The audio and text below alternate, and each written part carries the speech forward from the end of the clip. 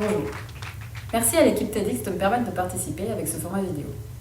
Aujourd'hui, j'aimerais vous présenter quelques idées pour mener l'enquête sur vos propres libertés et comprendre dans quel cercle structurel nous sommes inscrits. Pour vous expliquer une petite histoire. Il y a 2 ans, j'ai fait un burn-out. Puis, pour joindre l'utile à l'agréable, j'ai divorcé. J'étais pas au top de ma forme. Et au printemps dernier, j'ai dû me faire interner pour une dizaine de jours en hôpital psychiatrique. Pour moi, c'était la fin du monde. Une fois que j'étais allée, je pourrais plus jamais revenir en arrière. J'aurais une étiquette folle collée au visage. Je ne voulais pas en parler à ma famille, de peur de les inquiéter.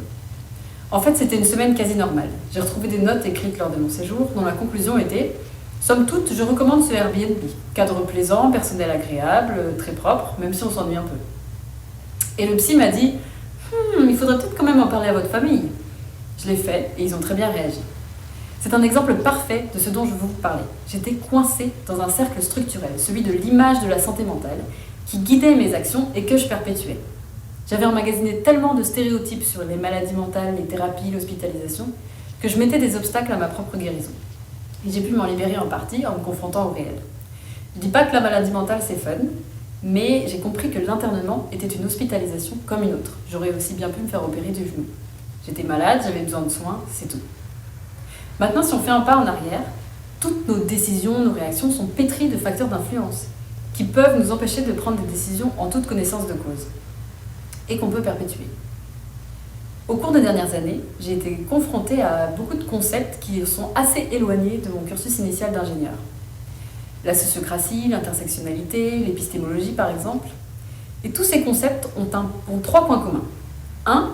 Ils remettent en question des structures systémiques qui façonnent notre vie. Quelques exemples de structures internes, nos biais cognitifs ou notre place dans la neurodiversité. Quelques exemples de structures externes, le racisme ou le sexisme structurel, les formes de gouvernance, etc. 2. Toutes ces structures font l'objet de recherches académiques en neurosciences ou en sociologie par exemple. Et 3. Dans nos cursus classiques, et en particulier dans la tech, on est peu confronté à ces domaines. Parfois, on ne connaît même pas leur existence. Moi, je les ai découverts toutes par hasard. J'ai centré ma pensée et ma carrière sur cette idée d'aller questionner les cercles dans lesquels on est inscrit et de comprendre les liens entre les différents phénomènes systémiques, surtout pour les questions écologiques et sociales. Mon propos aujourd'hui est le suivant. En s'efforçant de formaliser ce questionnement, on peut gagner en liberté. Pourquoi ? Parce qu'on comprend mieux comment on fonctionne et on peut choisir si on veut rester dans tel cercle ou non. Et au passage, on comprend un peu mieux les autres aussi.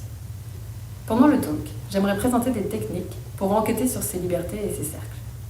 Cela passe par du questionnement, de la formalisation et de la parole, et c'est inspiré par des stratégies en entrepreneuriat et en sociologie. Merci.